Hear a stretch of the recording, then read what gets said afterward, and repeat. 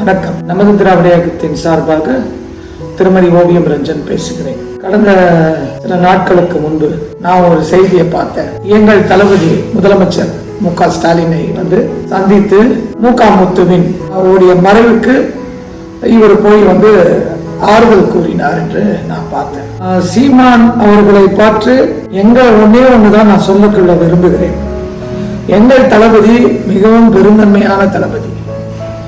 அவர் இன்னைக்கு எல்லா தலைவர்களுமே தன்னை பற்றியும் திராவிட முன்னேற்ற கழகத்தை பற்றி கேவலமாக பேசி வரும் நபர்களை பற்றியும் தலைவர்கள் பற்றி, சீமான் என்பவனும் ஒரு தலைவனே கிடையாது, ஆனாலும் சீமானுக்கு ஒரு மரியாதை கொடுத்து பார்த்து பேசி அந்த அவர் சொன்ன அந்த ஆறுதலான சொற்களை அவர் ஏற்றுக்கொண்டார்.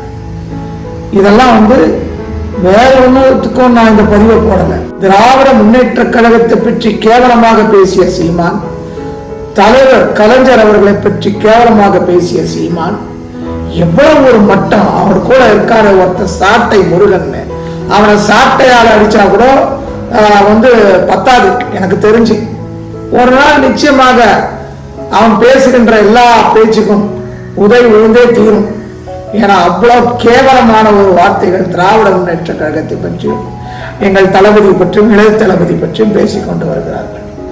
இவர்கள் எந்த முகத்தை வைத்துக் கொண்டு போய் அதை கேட்டா, அதாவது எங்களுடைய உறவு என்பது வேற, பாசம் என்பது வேற. டேய் நாய, உனக்கெல்லாம் நல்ல வார்த்தைகளே வாயில வராத. நாங்கெல்லாம் இப்படி கூட பேச மாட்டோம். ஒரு அரசியல் நாகரிகம் தெரியாத, தன்னை வளர்ப்பதற்காக, தனக்கு முன்னிலைப்படுத்த வேண்டும் என்பதற்காக, தான் பின்னாடி ஒரு 10 பிரஸ் வரணுன்றதுக்காக, தானா ஒரு அரசியல் தலைவர்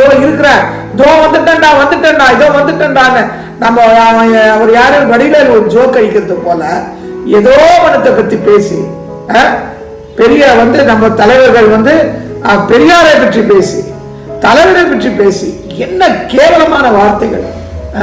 இன்னைக்கு அந்த வரலாறு, அந்த கல்லூரி கல்வியோடைய வரலாறு திரும்பி பார்த்தாலே நம்ம தலைவர் கலைஞர் தான் நிற்கிறார். இவ்வளவு ஒரு மேம்பாலத்தை பார்த்தாலும் அந்த வரலாறுலயும் நம்ம தலைவர் கலைஞர் தான் நிற்கிறாரு. இப்படி ஒருத்தர் இவ்வளவு கேவலமான அந்த சாட்டை முருகன், அவனை சாட்டையா அவனை செருப்பால் அடிக்கணும். எனக்கு தெரிஞ்சு என்ன ஒரு வார்த்தைகள். இவ்வளவும் பேசிக்கிட்டு போய் அங்க உக்காடுறானுங்க, கையை அப்படி கட்டிக்கிட்டு உக்காந்துக்கிட்டு ஆறுதல் சொல்றானா.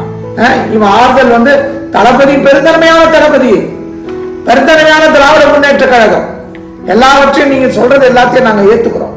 பரவாயில்ல, மக்கள் தீர்ப்பு தான் எங்களுக்கு. இவெல்லாம் யாரு? இவெல்லாம் ஒரு தலைவர், இவனுடைய பின்னாடி வரலாறு எடுத்தா கேவலத்தோட கேவலமான தலைவர். இவனை பத்தி எல்லாம் பேசுறதே ஒன்னுத்துக்கும் ஆனா அது ஒன்னுத்துக்கும் பிரயோஜனம் இல்லாததுன்றது தெரிந்தோம். எங்கள் தலைவர் இவ்வளவு தலைவரை பத்தியும் திராவிட முன்னேற்ற கழகத்தை பற்றியும் இவ்வளவு கேவலமாக பேசிய நீ, இன்னைக்கு எத்தனையோ பேரை வளர்த்து விட்ட திமுக, எத்தனையோ பெரிய அறிஞர்களும் பாடலாசிரியர்களும் வளர்த்து விட்ட திராவிட முன்னேற்ற கழகம், ஏற்றி வைத்த விளக்காக எத்தனையோ பேர் குடும்பத்தில் இருக்கிறார் தலைவர் கலைஞர் அவர்கள்.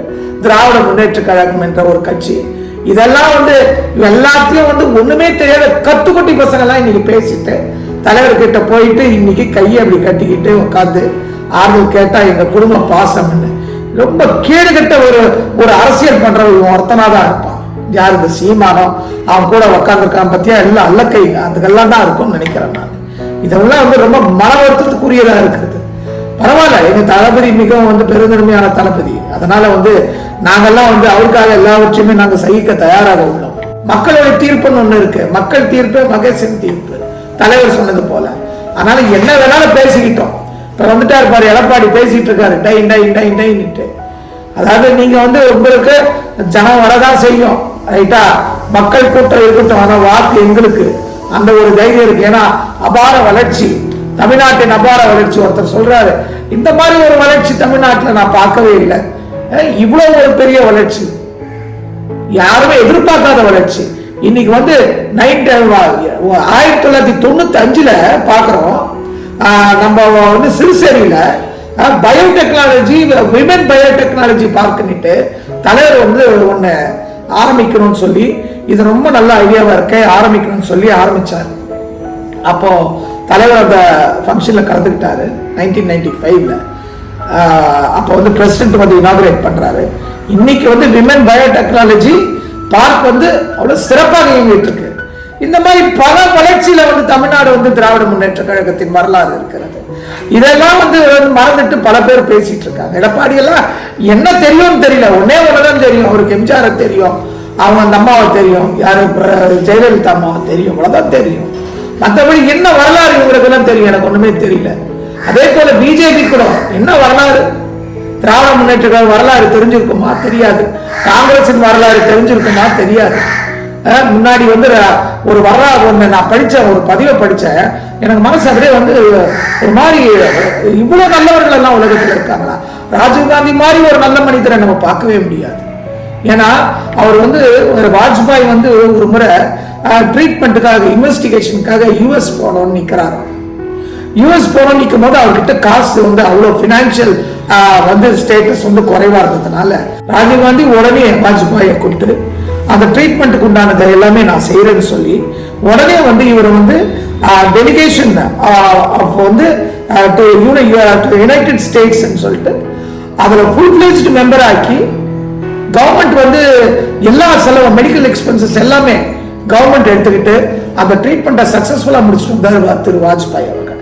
இந்த மாதிரி எல்லாம் வந்து கட்சி பாகுபாடின்றி எவ்வளவோ வந்து ராஜீவ்காந்தி எல்லாம் செஞ்சிருக்காரு. அவ்வளவு நல்ல மனிதன் ராஜீவ்காந்தி எல்லாம். இதே போல்தான் திரு வைகோ அவர்கள் அன்று வந்து திமுகவை படுகேவலமாக விமர்சித்து இன்றைக்கு வந்து திமுகவால் மாநில உறுப்பினரானார். அவங்க பையனுக்கும் ஒரு எம்பி சீட்டை வாங்கினார். இவங்க எல்லாமே திமுகவை வந்து விமர்சனம் செய்து செய்து செய்து இன்று வந்து இவர்கள் வந்து பெரிய ஒரு பதவிக்கும் ஒரு தன்னுடைய பிள்ளைகளுக்கும் வந்து ஒரு பதவி உயர்வை வாங்கினவர். இதெல்லாம் மறக்க முடியாது. மக்கள் திமுக விமர்சித்தது, இன்னைக்கு வந்து திமுக வைத்து ஒரு கட்சி ஆரம்பித்தது, வைகோ அவர்களெல்லாம் வந்து மறக்க முடியாது. இதெல்லாம் இந்த வேலையெல்லாம் செய்ததுனால. ஆனா அவரையும் மதித்து தளபதி அழைத்து தன் மகனுக்கு ஒரு எம்பி சீட் மட்டும் இல்லை, இவருக்கும் ஒரு ராஜ்யசபா ஒரு சீட்ல ஒன்று கொடுத்து அவரை வந்து கௌரவப்படுத்தி அவருக்கு மரியாதைப்படுத்தினார். எத்தனையோ பேர் அந்த மறுமலர்ச்சி திராவிட முன்னேற்றம் தரத்தை இது துவங்கும் போது எத்தனை பேர் உயிரை மாய்த்தாங்க, எத்தனை பேர் இவரை நம்பி வந்தாங்க. கலைஞரை பத்தி எவ்வளவு கேவலமாக பேசினார். இவ்வளெல்லாம் பேசிட்டு இன்னைக்கு வந்து இதேதான், அதே ஒரு அந்த சீமான் ரேஞ்சு தான் இன்னைக்கு வைக்கவும் அதே ஒரு ரேஞ்சில் தான் நம்ம மக்கள் பார்த்து கொண்டு இருக்கிறாங்க. அதே போலதான் கமலாசன் ரிமோட்டை எடுத்து டமால் அடிச்சாரு, இன்னைக்கு போய் நின்னாரு. அதே தளபதி தான் வைகோவை மன்னித்து மறந்து வைகோவை வந்து கட்டி அரவணைத்து பெரிய பதவியை அளித்த நமது அன்பு தளபதி அவர்கள் அதே தளபதி தான் இன்னைக்கு ரிமோட்டை அடிச்ச அதே கமலாசனையும் அழைத்து எவ்வளவு பேசினார், தன் கட்சி தலைமையாக வேண்டும், முதலமைச்சராக வேண்டும் என்று ரிமோட்டெல்லாம் கோபத்தில் அடிச்சு உடைச்சாரு. ஒரு பதவி வேணும்ன்றதுக்காக இன்னைக்கு வந்தாரு, அவரையும் மன்னித்தார் தளபதி. அதே போல் இன்று பார்லிமெண்ட்ல உறுதிமொழி எடுத்துக்கொண்ட கமலாசன் அவர்கள் பார்லிமெண்ட்டுக்காக ஒழுங்கா போவாரான்னு தெரியல. பார்லிமெண்ட்டுக்கு ரெகுலரா போய் அட்டெண்டன்ஸ் வந்து ரெகுலரா கொடுக்கணும்ன்றது எங்களுடைய ஆசை. அதை கடவுளை வேண்டிக்கிறேன், கமலாசன் வந்து பார்லிமெண்ட்டுக்காக ஒழுங்கா போகணும்னு. அவருடைய ஆசை நிறைவேறி விட்டது. நிறைவேற்றி கொடுத்தவர் எங்கள் தளபதி அவர்கள் மற்றும் திராவிட முன்னேற்ற கழகம். அதனால வந்து இன்னைக்கு பைபிள்ல சொன்னது போல எத்தனை முறை அறைந்தாலும் மறு கணத்தை காமின்றார் இந்த ஜீசஸ் கிரைஸ்ட். அதே போல எங்க தளபதி எத்தனையோ பேர் அடி, இந்த மாதிரியான விமர்சனங்கள், இந்த மாதிரியான வார்த்தைகள் எல்லாவற்றையும் தெரிந்து உணர்ந்து அவர்களே அளித்து மரியாதை கொடுப்பவர் தளபதி மட்டும்தான். அதே போல திராவிட முன்னேற்ற கழகம் மட்டும்தான் இந்த மாதிரியான ஒரு மன்னிப்பை அளித்து இவர்களுக்கெல்லாம் ஒரு பதவி உயர்வை கொடுப்பவர்கள். திராவிட முன்னேற்ற கழகத்தின் பெருந்தன்மையை காட்டுகிறது. அதாவது இன்னைக்கு எல்லா தொண்டருக்கும் அவ்வளவு பெருந்தன்மையா வந்து இன்னைக்கு பல இடத்துல நடந்துட்டு போறாங்க. எவ்வளவு விஷயங்கள் அதை வந்து டேமேஜ் பண்ணுன்றதுக்காக எவ்வளவு விஷயங்கள் பேசுறாங்க. இப்படி பண்றாங்க திமுக, அப்படி பண்றா திமுக, அப்படி பண்றது கிடையாது. எல்லாமே பெருந்தன்மை எல்லா இடத்துல நடந்துட்டு இருக்காங்க.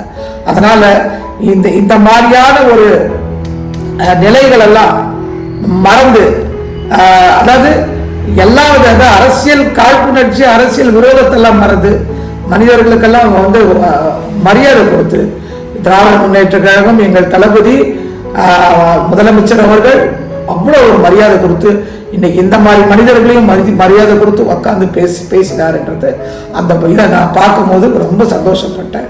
ஒரு விதத்தில் வருத்தமாகவும் இருந்தது, ஒரு விதத்தில் ரொம்ப சந்தோஷமாகவும் பெருமையாகவும் இருந்தது. அவ்வளோ பெருந்தன்மையோடு இருக்க இதெல்லாம் எங்களுக்கு ஒரு பெரிய ரோல் மாடலாக எங்கள் தளபதி நிற்கிறார், எங்கள் மனதிலும் நிற்கிறார், எல்லோருக்குமே நிற்கிறார்.